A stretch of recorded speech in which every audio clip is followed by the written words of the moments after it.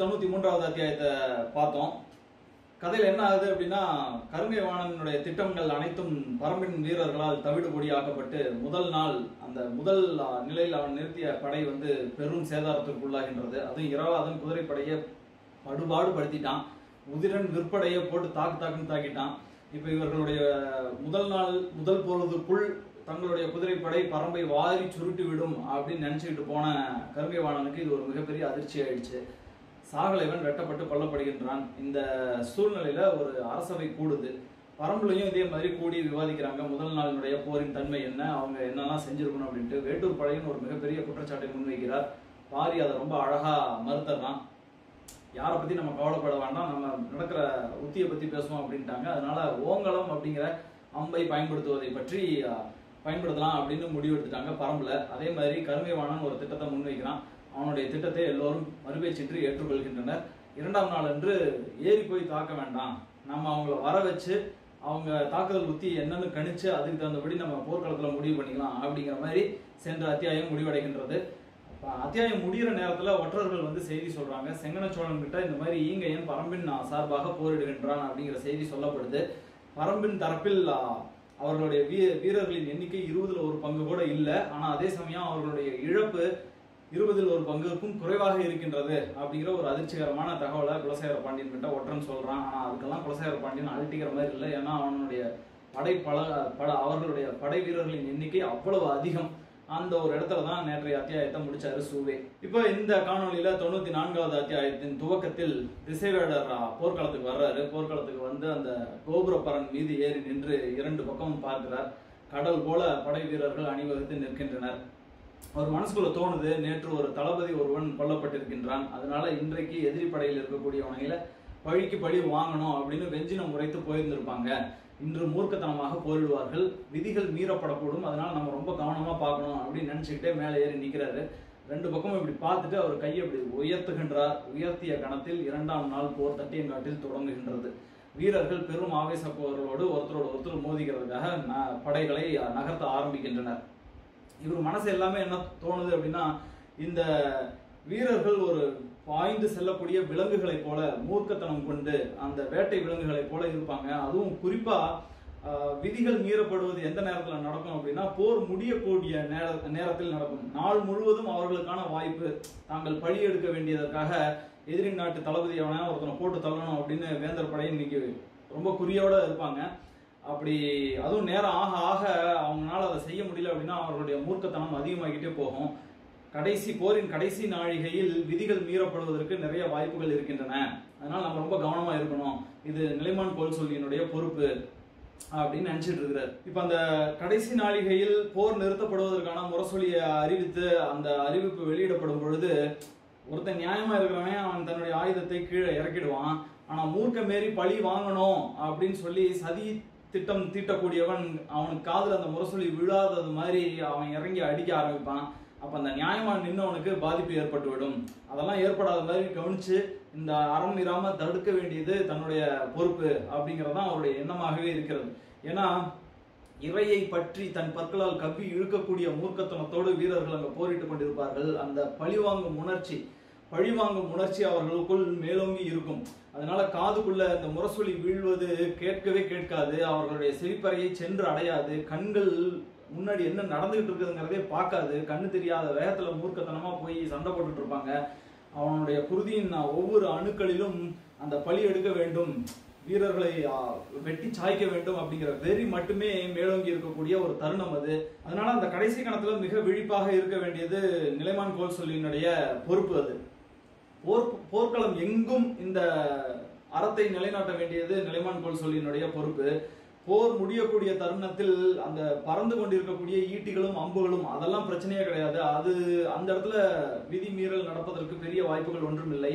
ஆனா ஜெயிக்கணும், நம்ம பழி வாங்கணும், பழி எடுக்கணும் அப்படிங்கிற ஒரு முன்கூட்டிய திட்டத்தோடு உத்தியோடு இந்த விதியை மீறி முரசோசையை தனது தாக்குதலின் திட்டத்தில் ஒரு அங்கமாக வைத்திருக்கக்கூடியவர்களை கணிப்பது கடினம்.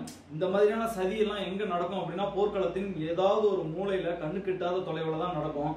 அதனால போர்க்களத்தின் நடுவில் இருக்கக்கூடிய இந்த கோபுர பரன்ல இருந்து மட்டும் நம்ம கண்காணிக்க கூடாது. களத்தின் தன்மைக்கு ஏற்ப நம்ம வேற வேற எந்த இடத்துல நம்மளுடைய பார்வை தேவைப்படுகிறதோ அந்த பரன்ல போய் ஏறி நின்று நம்ம பார்க்கணும் அப்படின்லாம் திசைவேளர் மனசுக்குள்ள நினைச்சிட்டு இருக்கிறார். இவருக்கு என்னன்னா, போர்க்களத்தையே கண்ணில் பார்க்க கூடாது, அழிவை பார்ப்பதே தவறு அப்படிங்கிற ஒரு அறநிலையில இருந்தவர் இப்ப போர்க்களத்தை பற்றி, போர்க்களத்தை எப்படிலாம் கண்காணிக்கணும் அப்படிங்கிறத பத்தியே இவருடைய மனம் எண்ணிக்கொண்டிருக்கின்றது.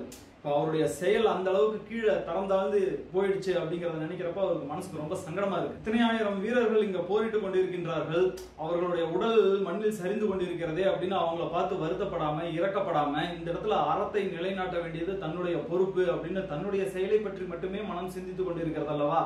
அதுதான் அவருடைய அந்த மன துன்பத்திற்கு காரணமாக இருக்கின்றது.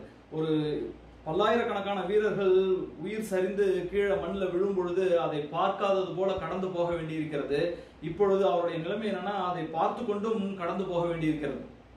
இதுதான் இருக்கிறதுலே இவருக்கு மிகப்பெரிய தண்டனையாக திசைவேளர் கருதி கொண்டிருக்கின்றார். இப்படி கண்டும் காணாம கடந்து போகக்கூடிய மனநிலைமையில் தான் வீரர்கள் இருப்பாங்க. அந்த மாதிரி கீழே விழுந்து துடிக்கக்கூடிய, மரண ஓலத்தில் இருக்கக்கூடிய, உயிர் பிரியும் தருவாயில் இருக்கக்கூடிய இறந்த அந்த சடல்களை, பிணக்குவியல்களை பார்த்து கடக்கும் பொழுது வீரர்களுக்கு அது எந்த ஒரு பாதிப்பையும் ஏற்படுத்தாது. அந்த மாதிரியான ஒரு மனநிலைமையில தான் அவங்க இருப்பாங்க. அதே போன்ற அந்த வீரனின் மனநிலைமைக்கு திசைவேளர் தானும் மாறிக்கொண்டிருப்பதை உணர்ந்தார். அவர் முற்றிலுமாக போர்க்களத்திற்குரிய மனிதராக மாறிக்கொண்டிருந்தார் அப்படின்னு இந்த இடத்துல சூவை எழுதுறாரு. இதுதான் திசைவேளனுடைய அவருடைய லெவல்ல இருந்து அவர் ரொம்பவே கீழே இறங்கிட்டார். அவர் முதல் நாள் அவர் சொல்ற வார்த்தை, அந்துவன் போய் வைகை கரையின் வடகரையில் நின்று உங்களுக்கு மூவேந்தர்கள் வர சொல்றாங்க அப்படின்னு சொல்லும் பொழுது எதுக்குன்னு கேட்பாரு.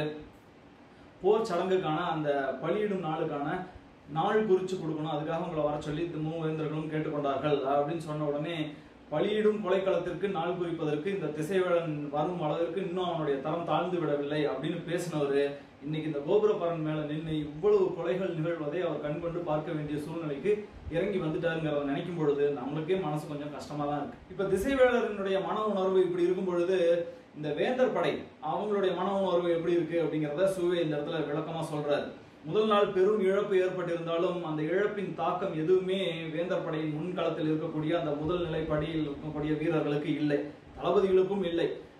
முதல் நாள் என்ன தப்பு செஞ்சாங்க அப்படின்னா, பரம்பின் வீரர்களுடைய ஆற்றலையும் வேகத்தையும் அவர்களுடைய உத்திகளையும் குறைத்து மதிப்பிட்டு வந்து விட்டார்கள். அந்த வேகத்துல நம்ம கிட்ட இருக்கிற படை வலிமையில பரம்பு படையை வாரி சுருட்டிட்டு போயிடலாம், முதல் ஒரு பொழுதுக்குள் அவர்களுக்குள் மிகப்பெரிய தாக்கத்தை, அழிவை ஏற்படுத்தி முதல் நாள்லயே போற முடிச்சு வெற்றி அடைந்து திரும்பி சென்று விடலாம் அப்படிங்கிற ஒரு தெம்புல தான் வந்தாங்க. ஆனா அது எவ்வளவு தவறான கணிப்பு அப்படிங்கிறது அவங்களுக்கு புரிஞ்சிருந்தது. ஆனா இன்னைக்கு பரம்பு வீரர்களை அந்த மாதிரி எளிதா வெற்றி கொள்ள முடியும், அவர்களை தாக்கி அழிக்க முடியும் அப்படிங்கிற மாதிரியான அந்த எண்ணத்தை எல்லாம் அவங்க மனசுல எழ விடாமல் சாகலைவனின் மரணம் செய்து விட்டு இருந்தது. அதனால இன்னைக்கு கொஞ்சம் அடக்க ஒடுக்கமா எதிரியை பார்த்து கொஞ்சம் எச்சரிக்கை உணர்வோட போரிட்டு கொண்டிருந்தனர். கருங்கைவாணன் தனித்த உத்தரவுகள் எதையும் தன்னுடைய தளபதிகளுக்கு கொடுக்கவில்லை. அவன் என்ன சொல்லியிருந்தான்னா, ஏறி போய் தாக்காதீங்க, பரம்பு வீரர்களை சூழ்ந்து கொண்டு அவங்கள அயற்சியுற செய்யக்கூடிய தாக்குதல் முறையை மட்டுமே எடுங்க, முழு ஆற்றலையும் பயன்படுத்தி தாக்காதீங்க, காலையில இருந்து சாயந்தரம் வரைக்கும். ஆனா ஆற்றலின் வேகத்தை குறைக்காமல் நம்மளுடைய நோக்கமே பரம்பு வீரர்களை சோர்வடைய செய்ய வேண்டும், அவர்களை களைப்படைய செய்ய வேண்டும்.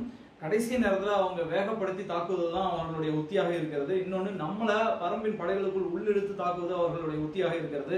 இந்த ரெண்டு உத்திகளுக்கும் நம்ம போய் சிக்கிக்க கூடாது, நின்ற நிலையில் நின்று போராடுங்கள் அப்படின்னு சொல்லிட்டு எவ்வளவு வீரர்களை இழந்தாலும் பரவாயில்லை, தாக்கிக்கிட்டே இருங்க, உங்களுடைய தாக்குதலின் வேகத்தை குறைக்கவே வேண்டாம். அந்த பக்கம் இருந்து அவங்களுடைய தாக்குதல்ல நம்ம வீரர்கள் இழந்தாலும் சரி, முன்னேறி அவங்கள போய் அடிச்சுக்கிட்டே இருங்க, நான் வேணுங்கிற அளவுக்கு உனக்கு வீரர்களை கொடுக்குறேன் அப்படிங்கிறதான் கருங்கைவாணனுடைய உத்தியாக இருந்தது. இதுக்காக என்ன பண்ணியிருக்கிறான், முதல் நாள் அந்த முதல்நிலை பகுதியில் இருந்த 1/3 படை முற்றிலுமாக அழிந்து விட்டது.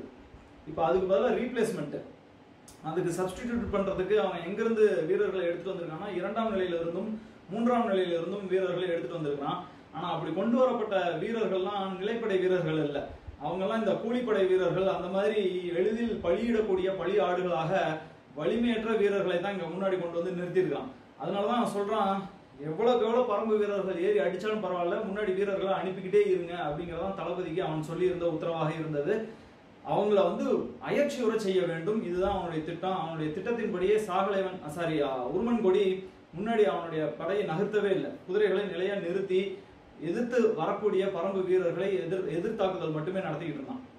இன்னைக்கு என்ன சூழ்ச்சி பண்ணீங்கனாலும் உங்க சூழ்ச்சி வழியில நான் சிக்க மாட்டேன் அப்படிங்கறதான் உருமன்கொடியினுடைய திட்டமாக இருந்தது. இப்ப முரசோசை கேட்டதுக்கு அப்புறமும் உருமன்கொடி முதல் நாள் மாதிரி பாய்ந்து முன்னேறி தாக்கவில்லை அப்படிங்கிறத பார்த்துட்டு இரவாதன் ஒன்றும் அதுக்காக ஆச்சரியம்லாம் படல. ஏன்னா அவனுக்கு தெரியும் முதல் நாள் இரவே இரளி மேட்ல அவங்க பேசிட்டாங்க, குதிரைப்படை ஏறி வந்து தாக்காது அப்படிங்கறத தெரிஞ்சிருந்தது.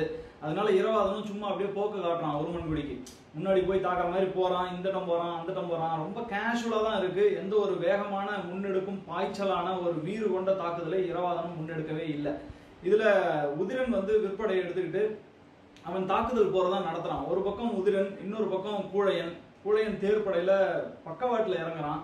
உதிரன் அதே மாதிரி இன்னொரு பக்கத்துல பக்கவாட்டிலேயே முதல்நிலை படையை, வேந்தர்களின் படையை உள்ள பிளந்துகிட்டு இறங்குறதுக்கு முயற்சி பண்றான். ரெண்டு பேரும் ஒரு சீரா ஒரே சமயத்துல அப்படி உள்ள இறங்குறாங்க. ரொம்ப வேகமான தாக்குதல்னு சொல்ல முடியாது, ஆனா ஓரளவுக்கு முன்னாடி ஏறி போறதுக்கு தான் அவங்க முயற்சி பண்ணிட்டு இருக்காங்க. இப்ப இதே சமயத்துல தேக்கன் அவனுடைய வாட்படையை எடுத்துக்கிட்டு முன்னாடி ஏறி தாக்குறதுக்கு தான் போயிட்டு இருக்கிறான். ஏன்னா அங்க சாகலைவனுக்கு பதிலா தளபதியாக நியமிக்கப்பட்ட சூளக்கையன் அவனும் ஏறி தாக்காம நின்று தாக்குற அந்த உத்தியோட தான் நின்றுட்டு இருக்கான். அதனால தேக்கன் இன்னைக்கு முன்னாடி ஏறி போறான்.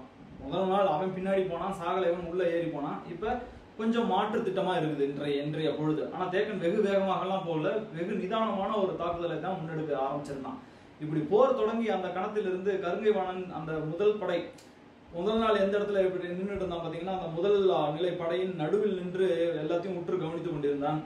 இந்த இரண்டாம் நாள் காலையிலையும் அதே மாதிரிதான் கருங்கைவாணன் நின்று எல்லா பக்கமும் தன்னுடைய படைகள் எப்படி நகர்கின்றன அப்படிங்கிறத உற்று கவனித்துக் கொண்டிருந்தான். கருங்கைவாணன் இப்படி பார்த்துட்டு இருக்கும் பொழுது புலவன் திட்டின் மீது நின்று பாரி இந்த போர் படை மொத்த போர்க்களத்தையும் அவனுடைய கண்களால் உற்று நோக்கி கொண்டிருந்தான். இப்ப பாரி அங்க வந்த உடனே இகிலிக்கிழவன் வந்து பாரியை பாக்குறான். பார்க்கும் பொழுதே இகிலிக்கிழவன் மனசுல முகத்துல பெரும் கவலை. என்னடா இவ்வளவு கவலையா இருக்கிறான் அப்படின்லாம் இவன் பாரி யோசிக்கிறதுக்கு முன்னாடி இகிலிக்கிழவன் பேச ஆரம்பிச்சிட்டான். இரவு முழுவதும் அடர் மழை பெய்து கொண்டே இருந்தது, கணவாயின் பின்புறம் இப்பொழுதும் மழை பெய்து கொண்டு இருக்கிறது அப்படின்னு அவன் சொல்லவே இகிலிக்கிழவன் என்ன சொல்ல வர்றான் அப்படிங்கிறத பாரி புரிஞ்சுக்கிட்டான். அதாவது இன்றும் மழை பொழிந்து கொண்டே இருப்பதால் இன்னைக்கும் காற்றும் காற்றியும் வருவதற்கு வாய்ப்பில்லை, அவர்கள் கொம்மனும் கொம்மையும் நமக்கு இன்று உதவி செய்ய மாட்டார்கள் அப்படின்னு தான் நான் நினைக்கிறேன் அப்படின்னு வருத்தம் தோய்ந்த குரலில் மன்னிப்பு கேட்கற மாதிரி அவன் கேட்கறான் இகிலிக்கிழவன். பாரி வந்து அதெல்லாம் ஒன்றும் பிரச்சனை இல்லை, நீ கவலைப்படாத அப்படின்னு சொல்லிட்டு இருக்கிறான். இகிலிக்கிழவன் இன்னொரு செய்தியும் சொல்றான். இன்று அந்த தட்டியங்காட்டிலும் இங்கு மழை பெய்து இருப்பதால் அங்கு வெம்மை இருக்காது, அங்க ரொம்ப அனல் பறக்காது, நட்டு பகல்ல அந்த மாதிரி வெம்மை கிளம்பி மேல வராது, வெக்கை கிளம்பாது அப்படின்னு சொன்ன உடனே பாரிக்கு மனசுல தோணுது, அப்படின்னா வீரர்கள் நண்பகலில் வேந்தர் படை வீரர்கள் களைப்படையும் மாட்டார்கள், அப்ப இன்னைக்கு ஏறி தாக்குறது கொஞ்சம் கடினமா தான் இருக்கும் அப்படின்னு பாரி நினைச்சிட்டு இருக்கான். ஆனா பாரிக்கு இன்னைக்கு இதை பத்திலாம் எந்த கவலையுமே கிடையாது. ஏன்னா இரண்டாம் நாளின் பரம்பின் போர் உத்தியே எப்படி இருந்ததுன்னா முன்னேறி தாக்குவது அப்படிங்கறதெல்லாம் கிடையாது. இரவாதனுக்கு தேவையான பாதுகாப்பு ஏற்பாடுகளை மற்ற படை வீரர்கள் செய்து கொடுக்க வேண்டும். இரவாதனுக்கு ஒரு குறிப்பிட்ட பணி வழங்கப்பட்டிருக்கிறது, அதை அவன் செய்ய வேண்டிய நேரத்துல சரியாக செய்ய வேண்டும், அவ்வளவுதான். அதனால இன்னைக்கு இரவாதனுக்கு தேவையான அந்த மாதிரியான ஒரு அமைப்பை போர்க்களத்தில் ஏற்படுத்தி கொடுப்பது மட்டுமே மற்ற படை வீரர்களின் வேலை. அதனால போர் முரசு ஒலித்த அந்த கணத்தில் ஒரு மரத்துல இருந்து பறவைகள்லாம் களைஞ்சு அப்படி மேல வானத்துல பறக்க ஆரம்பிக்கும். அப்புறம் கொஞ்ச நேரத்துக்கு அப்புறம் எல்லாம் அதனுடைய நிலையில வந்து உட்காரும். அந்த மாதிரி பரம்பின் வீரர்கள் அப்படி களைஞ்சு போறாங்க. அவங்க திரும்ப வந்து உட்காரும் நேரத்தில் இவர்களுடைய திட்டம் துல்லியமாக நிறைவேற்றப்படும் அப்படிங்கிறது பாரிக்கு தெரியும். அப்படி களைஞ்சு போனவங்கலாம் திரும்ப வந்து அந்த அவங்கவுங்க நிலையை நோக்கி போக வேண்டிய அந்த கணத்துக்காக தான் அவன் மேல புலவந்தத்துல இருந்து பார்த்துக்கிட்டு நின்றுட்டு இருக்கான். இப்ப வேந்தர்களின் வாட்படைக்கு புதிய தளபதியாக நியமிக்கப்பட்ட சூளக்கையன் அவன் ரொம்ப இளைய வயதினனாக இருந்தான், துடிப்பாக போர் செய்து கொண்டிருந்தான். ஆனா அவனை முன்னேறி தாக்க வேண்டாம் அப்படின்னு கருங்கைவாணன் சொல்லி இருந்ததுனால அவன் அப்படியே நின்ன இடத்துல நின்று ஆட்டம் கட்டிட்டு இருக்கிறான்.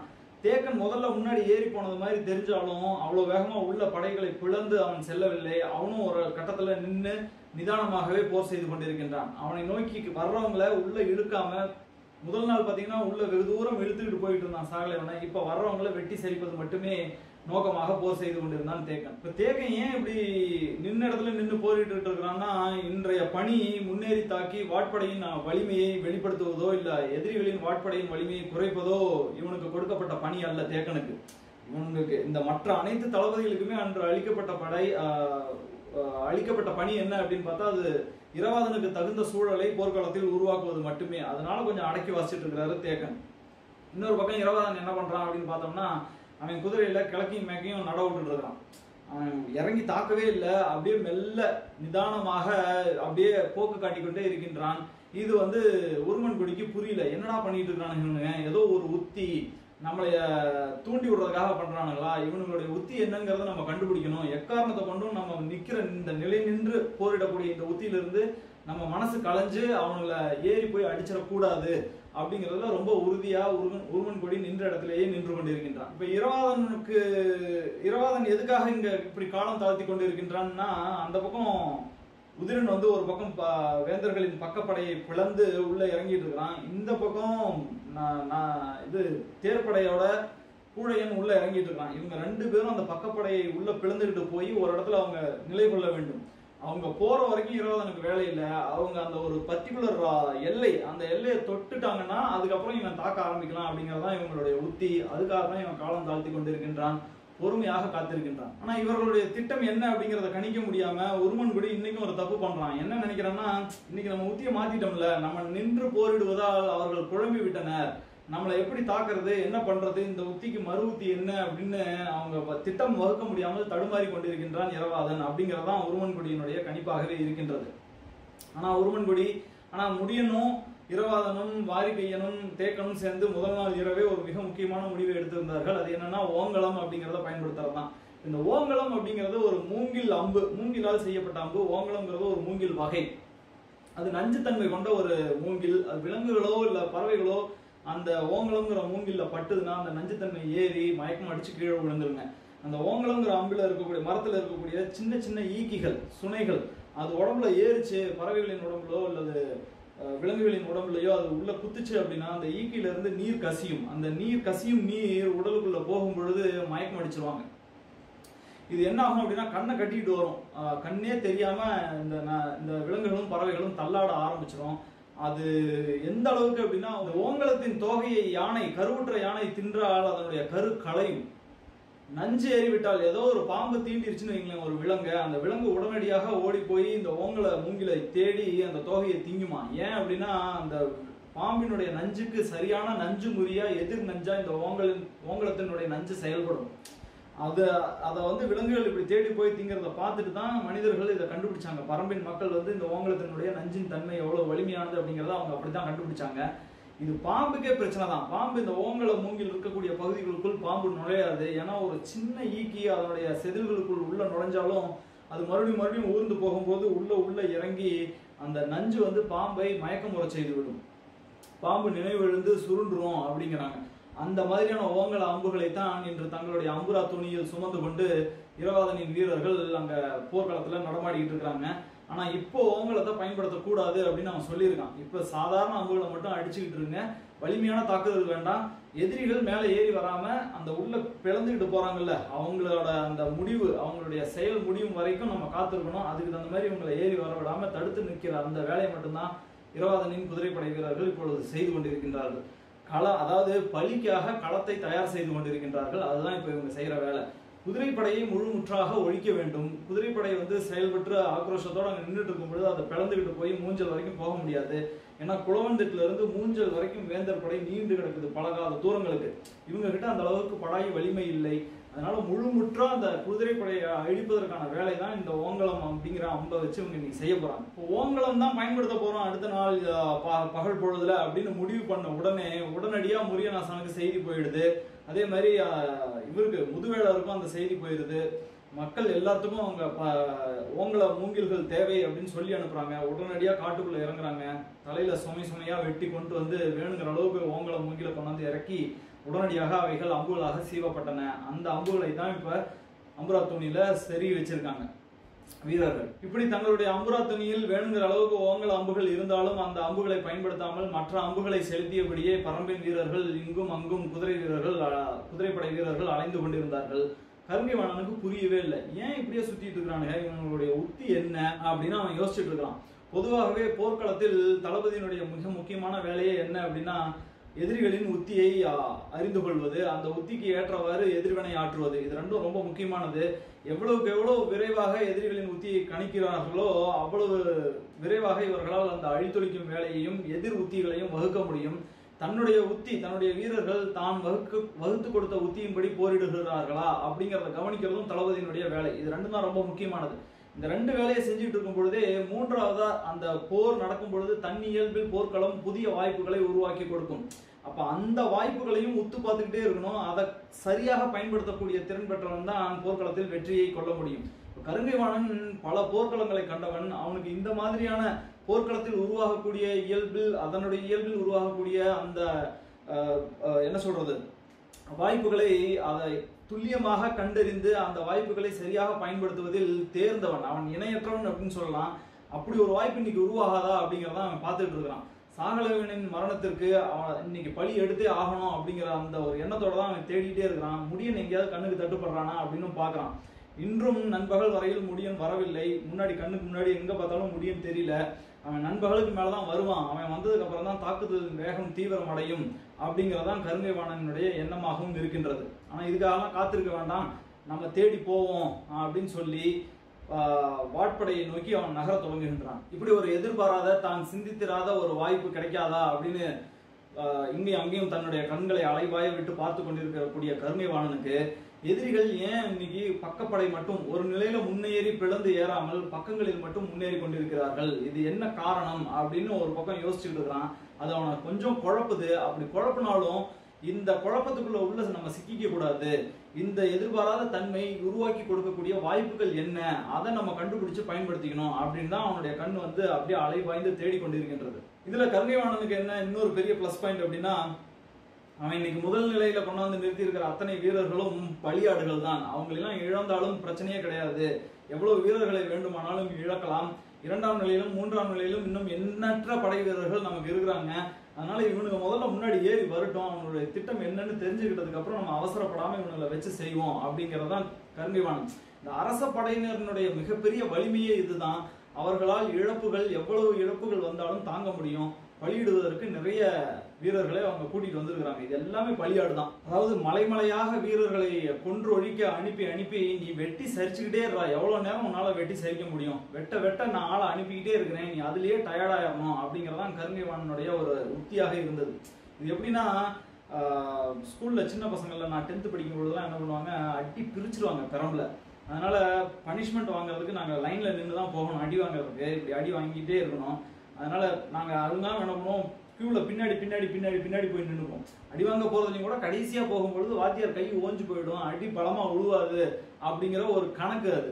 அந்த மாதிரிதான் கருங்கைவாணன் இப்ப முன்னாடி நிறைய வீரர்களை அனுப்பிக்கிட்டே இருந்தான். பரம்பு வீரர்களை வெட்டி வெட்டி அவங்களுடைய கை தோள்பட்டைகள் சோர்ந்து போக வேண்டும் அப்படிங்கறதான் அவனுடைய திட்டமா இருக்கு. அதுக்காக எவ்வளவு வீரர்களையும் பலி கொடுப்பதற்கு அவன் தயாராக இருந்தான். ஆனா அதே சமயம் தனக்கான சந்தர்ப்பத்தை தேடிக்கொண்டு அவன் கண்கள் அலைபாய்ந்து கொண்டிருந்த பொழுது தேக்கன் இருக்கும் இடத்தை கண்டுவிட்டான். தேக்கனை பார்த்தோடனே தேக்கனை நோக்கி இவன் போறான். அதுக்குள்ள அங்க சூளக்கையன் தேக்கனை நெருங்கி போகணும், தேக்கன் கூட போராடணும், தேக்கனை வெட்டி சாய்க்க வேண்டும் அப்படிங்கிற ஒரு துடிப்போட, ஏன்னா தன்னுடைய முதல் நாள் வந்து இவனுக்கு தளபதியா இருந்தவன் சாகலைவன் தானே, அவனை போட்டு தள்ளி இருக்கிறான், அதுக்கு பழி எடுக்கணுங்கிறதுனால துடிப்போடு மூர்க்கத்தனமா தேக்கனை நோக்கி முன்னேறி போயிட்டு இருக்கிறான் சூளக்கையன். தேக்கனுடைய திட்டம் என்னவா இருக்கு அப்படின்னா, ஏறி போய் தாக்காதீங்கடா, உங்களுடைய கால்கள் அந்த 3வது ஈரட்டை தாண்டி நகரக்கூடாது, நின்ன இடத்துல நின்னுங்க, நின்று வர்ற வீரர்களை வளைத்து வளைத்து வெட்டி சரியுங்கள் அப்படிங்கிறது மட்டும்தான் அவன் தன்னுடைய வீரர்களுக்கு கொடுத்திருந்த உத்தரவாக இருந்தது. அவனுடைய வீரர்கள் தேக்கனின் உத்தரவை அப்படியே கணக்கச்சிதமாக நிறைவேற்றிக் கொண்டிருந்தார்கள். ஓசைகளின் வழியையும் கால்கள் கிளப்பக்கூடிய புழுதியின் வழியையும் எதிரில் இருப்பவர்களின் வேகத்தை இவர்கள் தேக்கனுடைய வீரர்கள் உணர்ந்து போரிட்டுக் கொண்டிருந்தார்கள். அதனாலதான் அவங்க நின்ன இடத்துல இருந்து வெளியில ஏறி போகாம வரக்கூடிய வீரர்களை தேக்கனின் உத்தரவுப்படி நின்ற நிலையிலிருந்து வெட்டி சரித்துக் கொண்டிருந்தார்கள். இப்ப இரவாதன் தனக்கான நேரம் எப்போ வரும், தன்னுடைய வாய்ப்பு எப்ப கிடைக்கும் அப்படின்னு அப்படியே உள்ளுக்குள்ள துடிச்சுக்கிட்டு இருக்கிறான். ஆனா குதிரை மேல உட்கார்ந்து அப்படியே மெல்ல உலாத்திக்கிட்டு இருக்கிறான். இது இவனால வந்து கட்டுப்படுத்த முடியாத ஒரு தருணம். ஆனா பதுங்குவதற்கு பாய்வதற்கு காத்திருக்கும் புலி போல இவன் பதுங்கி கிடக்க வேண்டியது இவனுடைய இயல்புல இல்லாத ஒரு விஷயம் தான். ஆனா இன்றைக்கு மிகப்பெரிய ஒரு கட்டுப்பாட்டோடு குதிரை மேல அமர்ந்து இப்படி இப்படி போயிட்டு இருக்கான். அந்த நேரத்தில் அவன் பார்த்துட்டு இருக்கும் பொழுதே பரம்பின் அந்த 2 பக்க படைகளும் அந்த எல்லையை போய் அடைஞ்சிருது. அதாவது எல்லையை போய் அடைஞ்ச உடனே இந்த வேந்தர்களின் படை வீரர்கள் உள்ள இருக்கும் பொழுது அவர்களுக்கான செய்திகளை, கொம்புகளை ஊதி அந்த இசைக்கருவிகளை ஒழித்து மற்றவர்களுக்கு செய்திகளை கடத்துறாங்கன்னு பார்த்தோம். உதாரணத்துக்கு நேற்று சாகலைவன் இறந்த பொழுது ஒரு நீல் சங்கு ஊதப்பட்டது. ஆனா இங்க பரம்பின் படையில் அந்த மாதிரியான இசைக்கருவிகள்லாம் கிடையாது. ஆனா படை வீரர்களோட படை வீரர்களாக கூவல் குடியினரும் இருந்தார்கள். அப்ப அந்த எல்லையை 2 படைப்பிரிவும் போய் எல்லையை தொட்ட உடனே அந்த 2 பிரிவில் இருக்கக்கூடிய கூவல்குடி வீரர்கள் சீழ்கை ஒலி எழுப்பி நாங்க வந்து அடைய வேண்டிய இடத்துக்கு வந்துட்டோம், நாங்க தயார் அப்படிங்கிற ஒரு செய்தியை கடத்துறாங்க. அது அப்படியே கடந்து இரவாதனுடைய காது வரைக்கும் வந்துருச்சு. இதுக்கு தாண்டா இவ்வளவு நேரம் காத்திருந்தேன் அப்படின்ட்டு ஏறி அடிங்கடா அப்படின்னு தன்னுடைய வீரர்களுக்கு உத்தரவை வழங்கி விட்டான். இப்ப அவர்களுக்கு உத்தரவு கிடைச்ச மறு நிமிடம் இரவாதனின் குதிரைப்படை பல கூறுகளாக பிரிந்து அந்த முதல்நிலை படை வேந்தர் படையை அப்படியே ஃபுல்லா கவர் பண்ற மாதிரி பிரிஞ்சு போறானுங்க. எல்லாம் தனித்தனி குரூப்பா பிரிஞ்சு போய் முன்னாடி இருந்து கடைசி வரைக்கும் அம்பு அடிக்கிறதுக்கு உண்டான அந்த ஃபார்மேஷன்ல உள்ள போய் நின்ட்டாங்க. இப்போ இதுல என்ன அப்படின்னா ஓங்கலத்தை பயன்படுத்துங்கிற உத்தரவு வந்துருச்சு. இப்போ இந்த ஓங்கலம் பயன்படுத்தும் பொழுது ஓங்கலம் மற்ற அம்புகளை போல அல்ல, அது வேகமா போகிறதுக்கு உண்டான ஸ்ட்ரக்சரும் அதுக்கு கிடையாது. அதனுடைய கணம் அதுவுமே கூட வேகமா அந்த அம்பை செலுத்த முடியாது. அது ரொம்ப மெதுவா தான் போகும், வெகு தொலைவுக்கும் அது போகாது. அதனால அந்த குதிரைப்படை இவங்க வேந்தர் படையினுடைய குதிரைப்படையின் அனைத்து பகுதிகளுக்கும் பிரிஞ்சு போய் நிக்கிற மாதிரி இரவாதனுடைய குதிரைப்படை பல கூறுகளாக பிரிந்து அப்படி போய் நிக்குது. இதுல அந்த நடு மையத்தில் இருக்கக்கூடிய குதிரைகளை போய் அந்த அம்புகள் சென்றடைவது மிகவும் கடினம். அது வந்து அம்பின் வேகத்துல போகாது. அப்படிங்கிறதுனால அந்த குறுங்காது முயல்களின் குருதியில ஊற வைக்கப்பட்ட அந்த நான் இருக்குல்ல, அந்த நானின் இழு விசை அதை இழுத்து இந்த ரெண்டு கையிலையும் அடிக்கிற அந்த வேகத்துலதான் அந்த அம்பு அந்த நடுவுல போகணும். ஆனா இதுல இன்னொரு பிளஸ் என்னன்னா, மற்ற அம்புகள் ஈட்டிகளை போல இறங்கின அப்படின்னு நேற்று பார்த்தோம். இந்த அம்பு போய் குத்தி உள்ள இறங்கி குருதி வெளிப்பட்டு அதனால இந்த குதிரைகள் கீழே விழணுங்கிற அவசியம்லாம் இல்லை. இந்த ஓங்கலம் லேசா உரசி போச்சுனாலே போதும். ஒரு சின்ன சுனை, ஒரு சின்ன ஈக்கி அதுல அப்படி குத்துச்சுன்னா போதும், ஒரு சின்ன கீரல் இருந்ததுன்னா கூட போதும், அந்த சுனை உள்ள இறங்குச்சுன்னா அந்த குதிரை வந்து மயக்கம் அடைஞ்சிடும். அதனால ஒட்டுமொத்தமா இருக்கக்கூடிய குதிரைப்படையின் அனைத்து குதிரைகளின் மீதும் அம்புகள் படுவது போல அப்படியே அம்பு மாதிரி பொழியணும், தொடர்ந்து அடிக்கணும். இதுதான் அவர்களுடைய உத்தி. இந்த உத்தி வந்து சரியா செஞ்சா போதும். அப்படிங்கிறனாலதான் இவன் இரவாதன் அந்த உத்தரவை கொடுத்த உடனே மின்னல் வேகத்துல பாய்ந்து அப்படி சின்ன சின்ன குழுக்களாக பிரிந்து அடுத்த நொடியே இவங்க அம்புகளை அடிக்க ஆரம்பிக்கிறாங்க. இதுல இன்னொரு மிகப்பெரிய உத்தி என்ன அப்படின்னா, இந்த ஓங்கலத்தை தொடர்ந்து அடிக்கக்கூடாது. 2 அம்பு அல்லது 3 அம்புக்கு ஒரு அம்பு ஓங்கலத்தை அடிங்க, மற்றதெல்லாம் அந்த சாதாரண அம்புகள் இருக்கணும் அப்படிங்கறதையும் முதல்ல சொல்லியிருக்காங்க. ஏன்னா இவனை கள்ளம் கண்டுக்கூடாது, இந்த அம்பு வித்தியாசமா இருக்கு அப்படிங்கிறத அவனை கண்டுபிடிச்சிடக்கூடாதுங்கிற எச்சரிக்கை உணர்வும் இதற்கு காரணம். இரவாதனின் உத்தரவை அப்படியே மிக பொருத்தமாக செயலில் காட்டிக்கிட்டு இருந்தார்கள் பரம்பின் வீரர்கள். இதுல அந்த மையத்தில் இருக்கக்கூடிய குதிரைகளை தாக்கும் பணி யாருக்கு கொடுக்கப்பட்டிருந்ததுன்னா சூலூர் வீரர்களுக்கு. மற்ற வீரர்கள்லாம் வெளிப்புறத்தில் இருக்கக்கூடிய அருகில் இருக்கக்கூடிய குதிரைகளை அம்புகளால் தாக்குவதற்கும், மையத்தில் இருக்கக்கூடிய குதிரைகள் தான் வெகு தொலைவு. ஏன்னா இப்படி பிரிஞ்சு இப்படி சுத்தி போய் வளைக்கிறாங்க. அப்படி வளைக்கும் பொழுது மையத்தில் இருக்கக்கூடிய குதிரைகளை அடிப்பதற்கு வெகு தொலைவு அம்புகளை செலுத்த வேண்டும். அதற்கு திறமையான வீரர்கள் சூலூர் வீரர்கள் தான். சூலூர் வீரர்களுக்கு அந்த உத்தரவு தனியாக கொடுக்கப்பட்டிருந்தது. பின்னி எடுத்தானே அப்படியே மழை மாதிரி அம்பு போயிட்டு இருக்குது. இப்போ கருங்கைவாணனுக்கு திடீர்னு புரியல, கருங்கைவாணனுக்கும் புரியல, உருமன்கொடிக்கும் புரியல. என்னடா திடீர்னு ஸ்பீடை அதிகப்படுத்திட்டானுங்க, என்ன காரணம்? இப்படி குறுக்கையும் முறுக்கையும் போறானுங்க, வெகு வேகமாக குதிரைகளை ஓட்டுகிறார்கள், இவ்வளவு நேரம் பார்த்துட்டு நம்மளை சீன்றானுங்களோ, நம்ம கோபத்தை தூண்டுறானுங்களோ, நம்ம இவனுக்கு வேகத்தை அதிகப்படுத்தினா இவங்களை விரட்டிட்டு போய் நம்ம அடிப்போம்னு நினைக்கிறானுங்களோ, அவனுக்கு என்ன நினைச்சாலும் சரி, நின்று நமது உத்தி நிலைத்து நின்று போரிடுவது மட்டுமே. நம்ம அதனால ஏறி போய் அடிக்க கூடாது. நீங்க எவ்வளவு சீண்டுனாலும் நான் ஏறி போய் அடிக்க மாட்டேன்னா, நான் நின்ற இடத்துல நின்றுதான் சண்டை போடுவேன் அப்படின்னு உருமன்கொடி ரொம்ப ஸ்ட்ராங்கா நின்றுட்டான். இப்படி வேகம் அதிவேகம் அப்படிங்கிறதே இரவாதனுடைய செயல்பாடுகளாக இருந்தது. பரம்பின் குதிரைப்படையின் வேகம், வீரர்களின் வேகம், அந்த குறுங்காது முயலின் குருதியில் ஊற வைத்து இழுத்து அடிக்கக்கூடிய அந்த நாணின் வேகம், இந்த அம்புகளின் வேகம் எல்லாம் சேர்ந்து அம்பு மாறியாக வேந்தர் படையின் குதிரை படைகளுக்குள் சென்று அந்த ஓங்கலங்கள் இறங்கி கொண்டிருந்தன. இப்போ நம்ம ஏற்கனவே பார்த்த மாதிரி போர்க்களம் தன் இயல்பில் அதுவாகவே உருவாக்கி கொடுக்கக்கூடிய வாய்ப்புகளை பயன்படுத்தி கொள்ள வேண்டும் அப்படின்ட்டு கருங்கைவாணன் தேக்கனை நோக்கி நகர்ந்து கொண்டிருக்கின்றான். இப்போ அவன் அந்த குதிரைப்படையவோ உருமன்கொடியவோ அவன் பார்க்கவே இல்லை. அவனுடைய மனசெல்லாம் பழிக்கு பழி வாங்கணும். நேற்று எங்க தளபதியை போட்டவனா இன்னைக்கு நம்ம போட்டே தீரணும் அப்படிங்கறதான் அவனுக்குள்ள இருக்குது. இவன் இப்படி போயிட்டு இருக்கும் பொழுது சூளக்கையனும் தேக்கனை பார்த்து வந்துட்டான். ஸோ கருங்கைவாணன் வர்றதுக்கு முன்னாடியே சூளக்கையன் தேக்கனை நெருங்கி விட்டான். அவனோடு நேருக்கு நேர் வாட்போருக்குள்ள இறங்கிட்டான். சூளக்கையன் வந்து இறங்கி அவன் அடிக்க ஆரம்பிச்ச அந்த கணத்திலேயே தேக்கன் உணர்ந்து கொண்டான், இவன் வந்து மிக இளையவன், வயதுல இளையவனா இருக்கான், போர்ல மூர்க்கத்தனம் இருக்குது, அவன் துடிப்போட வந்து போரிடுகின்றான் அப்படின்னு சொல்லிட்டு.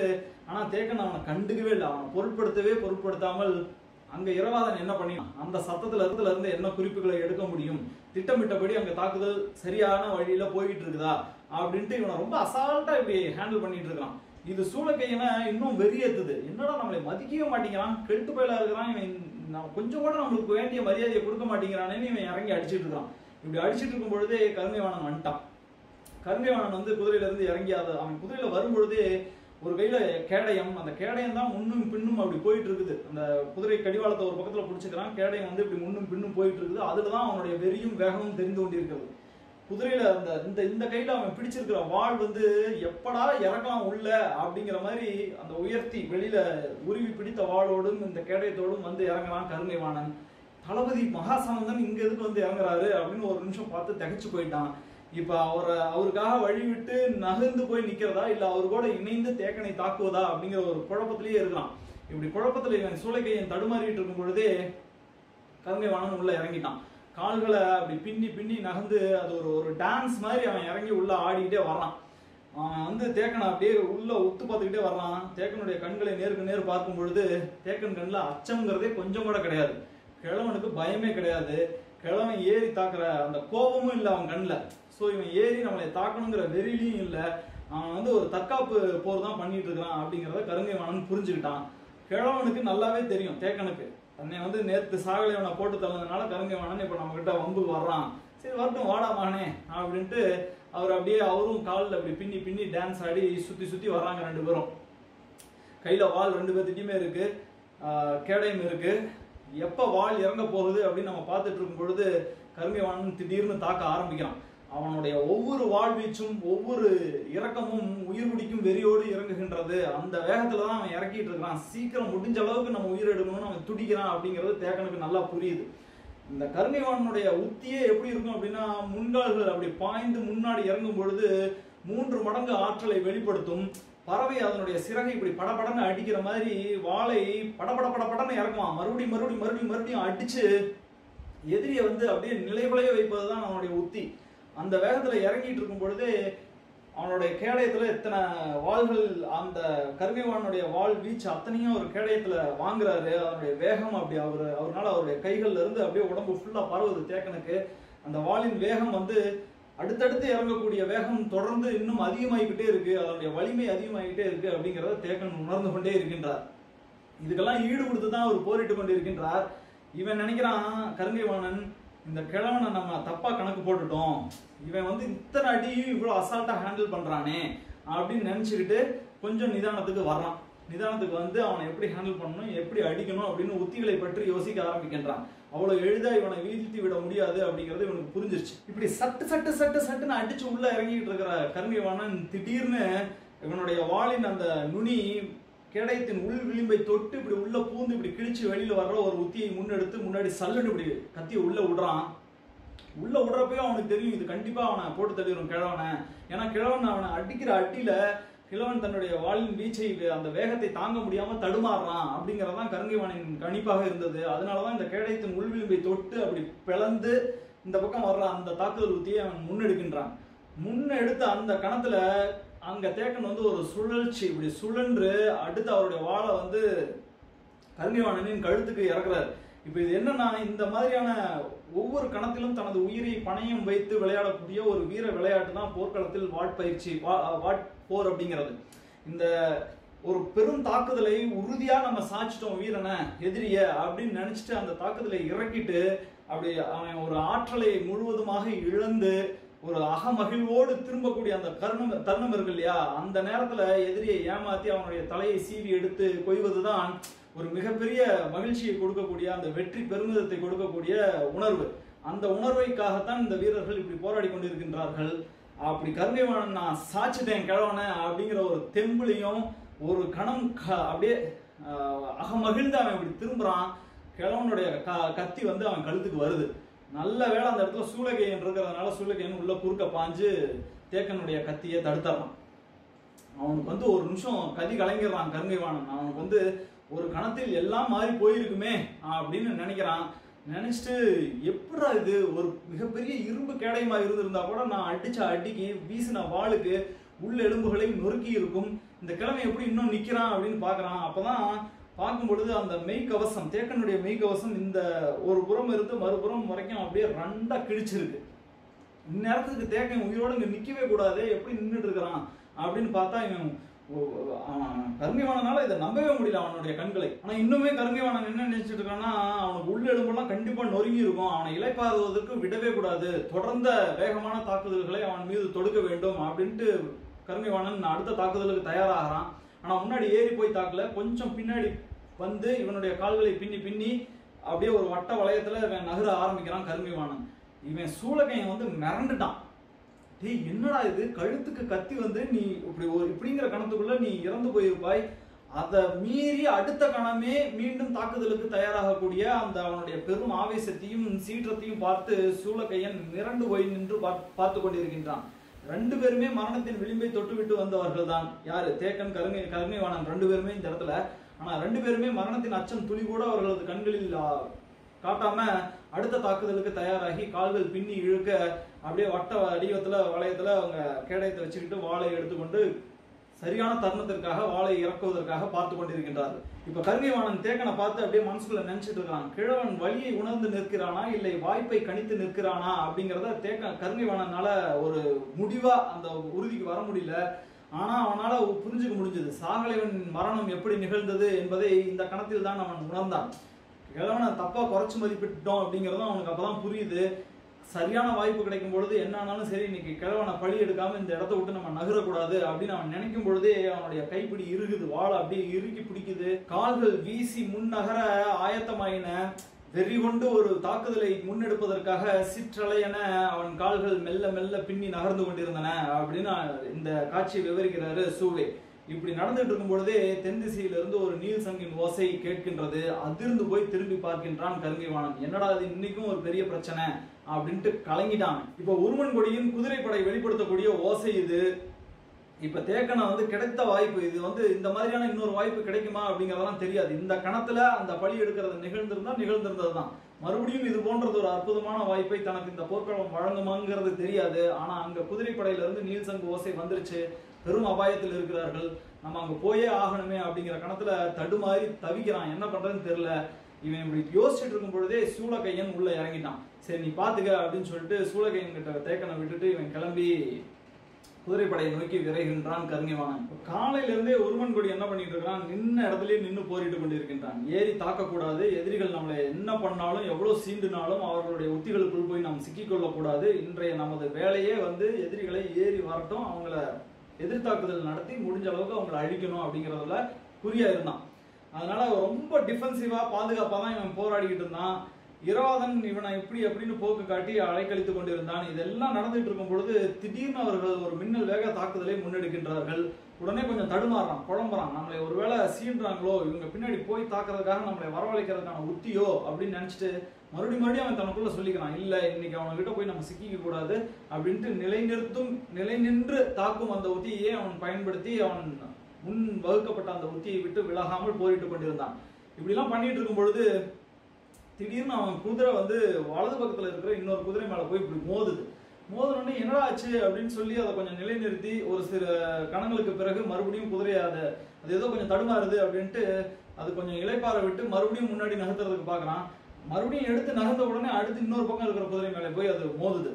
இது ஏதோ கண்ணில் வந்து ஏதாவது தூசி விழுந்திருக்கலாம், இல்ல கண்ணுக்குள்ள வந்து கல் ஏதாவது போயிருந்திருக்கலாம் அந்த கண் பட்டைகளுக்குள்ள அப்படிங்கறதுனால இவன் குதிரையில இருந்து கீழே இறங்கி அந்த குதிரையின் கண் பட்டைகளுக்குள்ள கையை விட்டு குதிரையின் கண்ணை வந்து சுத்தம் பண்றான். எந்த தூசியும் இல்ல, கல்லும் இல்ல. அப்புறம் ஏன் இது தடுமாறுது, ஒன்னும் புரியலையே அப்படின்ட்டு மறுபடியும் மேல குதிரை மேல ஏறி உட்கார்றான். இவனுடைய பருத்த தொடைகள் இரண்டும் அந்த குதிரையின் முதுகு பகுதியில் அப்படி அழுந்தும் பொழுது குதிரையின் முதுகு அப்படி அதிர்ந்து ஒரு குலுங்குது. ஏதோ தப்பா இருக்கு அப்படின்னு இவன் புரிஞ்சுக்கிறான். எப்பவுமே இப்படி ரெண்டு பக்கமும் காலில் போட்டு உட்காந்து ஒன்னு கையில கடிவாளத்துல கண்ட்ரோல் இருக்கும், இன்னொன்னு கால்களில் குதிரைக்கு இந்த பக்கம் போ அந்த பக்கம் போன்னு இவங்க எந்த பக்கத்துல தட்டுறாங்களோ அந்த பக்கத்துக்கு தகுந்த மாதிரி குதிரை திரும்பியும் வளைந்தும் போகக்கூடிய தன்மை உடையது. அது அந்த சிக்னல்ஸ் எல்லாம் அது புரிஞ்சுக்கும் குதிரை. ஆனா இன்னைக்கு அது ஒரு சிக்னல்ஸையும் அது புரிஞ்சுக்கிற மாதிரி தெரியல. ஏதோ தள்ளாடுது, இதுக்கு ஏதோ வந்து உடம்பு சரியில்லை அப்படிங்கிறத கண்டுபிடிச்சிட்டாங்க. இதுக்கு மேலே இந்த குதிரையில உட்கார்ந்து இருக்கிறது மரணத்தை வெற்றிலை பார்க்க தட்டுல வச்சு வா வான்னு அழைப்பது போல. குதிரை மேல உட்கார்ந்துருந்து குதிரை இவன் உடம்பு உட்கார்ந்து இருக்கிற வாக்குல சாஞ்சுது அப்படின்னா இவனை மேல போட்டு அழுத்திடும். எதிரி வீரர்கள் வெகு எளிதாக இவனை வீழ்த்தி விட முடியும். அதனால டக்குனு குதிரையில இருந்து கீழே குதிச்சிடறான். கீழே குதிச்சுட்டு குதிரைக்கு ஏதாவது காயம் பட்டிருக்கா, ஏதாவது ஆயிருக்கா அப்படின்ட்டு சுத்தி வந்து பாக்குறான். பின்னாடி முதுகு பக்கத்துல ஒரே ஒரு சின்ன கீரல், லேசா குருவி வெளியில வர்ற மாதிரி இருக்கு. வேற ஒண்ணுமே இல்லை இந்த குதிரைக்கு. என்ன ஆச்சு அப்படின்னு புரியாம தடுமாறிட்டு இருக்கிறான். இவன் இப்படி தடுமாறிட்டு இருக்கும் பொழுது அங்கங்க அந்த குதிரைப்படையின் மையத்தில் எல்லா பகுதிகளிலும் அங்க இருக்கக்கூடிய குதிரைகள் எல்லாம் தள்ளாட ஆரம்பிச்சிருது. அப்பதான் இவனுக்கு புரியுது, ஓ ஏதோ ஒரு பெரிய ஆபத்துல நம்ம சிக்கிக்கிட்டோம் அப்படிங்கிறது. இப்படி படையின் பல பகுதிகளிலும் கூச்சல், வீரர்களின் பெரும் கூச்சல் எழுப்பி கொண்டிருக்கிறது. என்னாச்சுன்னு இவன் சுத்தி முத்தி எல்லா பக்கமும் கண்களை ஓட்டி பார்க்கிறான். இவன் எப்படி குதிரையிலிருந்து கீழே இறங்கி நின்று தடுமாறிட்டு இருக்கிறானோ அதே மாதிரிதான் அத்தனை வீரர்களும் கீழே குதிரையை விட்டு இறங்கி தடுமாறிட்டு இருக்கிறாங்க. இவனுக்கு பயம் வந்துருச்சு. அச்ச உணர்வு மேலிட டக்குன்னு நீல் சங்கு கொம்பை எடுத்து ஊதுரா அப்படின்னு அந்த கொம்பு வச்சிருக்கிறவன்ட்ட இவன் உத்தரவு கொடுக்குறான். அப்படி அவன் நீல் சங்கு கொம்பை ஊதுனப்பதான் கருங்கைவாணன் தடுமாறி போய் அந்த போர்ல தேக்கனுடைய நடத்திக்கிட்டு இருந்த அந்த வாட்போரை நிறுத்தி விட்டு அவன் குதிரை ஏறி இந்த பக்கம் வர்றதுக்காக கிளம்பி வரலாம். இப்ப இரவாதனின் படை வீரர்கள் இந்த நேரத்துல ஒரு பக்கம் கருங்கைவாணன் இப்படி வரும்பொழுது உருமன்கொடி திகைத்து நின்று கொண்டிருக்கும் பொழுது இரவாதனின் படை வீரர்கள் மிகப்பெரிய உற்சாகத்தோடு அவங்களுடைய வேலைக்கு கண்ணுக்கு முன்னாடி ரிசல்ட்டை பாக்குறானுங்க. எல்லாம் தடுமாறி இறங்கிட்டு இருக்கிறானுங்க. மீதி இருக்கிற வேலையும் முடிச்சிடணும் அப்படின்ட்டு அந்த குதிரைப்படையின் எல்லை வரை சென்று அம்பு மாறி பொழிந்து கொண்டிருந்தார்கள் அப்படின்னு சொல்லி இந்த அத்தியாயத்தை இந்த இடத்துல நிறுத்துறாரு சுவே. நண்பர்களே, இது ஒரு மிகப்பெரிய சிக்கல். இவங்களுக்கு புரியாதது, இதுவரைக்கும் இந்த மாதிரியான ஒரு சம்பவம் வந்து இவங்க எந்த போர்க்களத்திலையும் இவர்கள் சந்தித்தது கிடையாது. குதிரைகள் தள்ளாடி கொண்டிருக்கின்றன, ஓங்கலத்தை பயன்படுத்தி இருக்கிறாங்க. இது நஞ்சு. இப்ப நாளைக்கு வந்து திசைவேளர் கேள்வி கேட்டா என்ன பதில் சொல்றது? நஞ்சு பயன்படுத்தக்கூடாது அப்படின்னு போர் விதிகள்ல இருக்கு. பாரியோ அறத்தை மீறாதவன், இது நஞ்சு கொண்ட அம்பு, இதை அடிச்சிருக்கிறானுங்க, தெரிஞ்சேதான் செஞ்சிருக்கானுங்க, திட்டம் போட்டு செஞ்சிருக்கிறானுங்க, வாரிக்கையும் தான் இதை தைரியமா செய்யுங்க அப்படின்னு சொல்லியிருக்கிறாரு. ஸோ நாளைக்கு காட்சி, நாளைய அத்தியாயத்தில் ஒரு மிகப்பெரிய ஒரு வாக்குவாதம் இருக்க போது. திசைவேளர் கண்டிப்பா இந்த கேள்வியை எழுப்ப போறாரு. எப்படி சமாளிக்க போறாங்கன்னு பார்க்க போறோம். அதுதான் அல்டிமேட் சீன். நான் ஏற்கனவே உங்களுக்கு சொல்லியிருக்கிறேன். நண்பர்களே, அந்த காட்சி வரும் வரை என்னோடு உங்களை இணைந்திருக்குமாறு கேட்டுக்கொண்டு உங்களிடமிருந்து இன்று விடைபெறுவது உங்களது அன்பு சகோதரன் இளங்கோ ராமசாமி. நன்றி, வணக்கம்.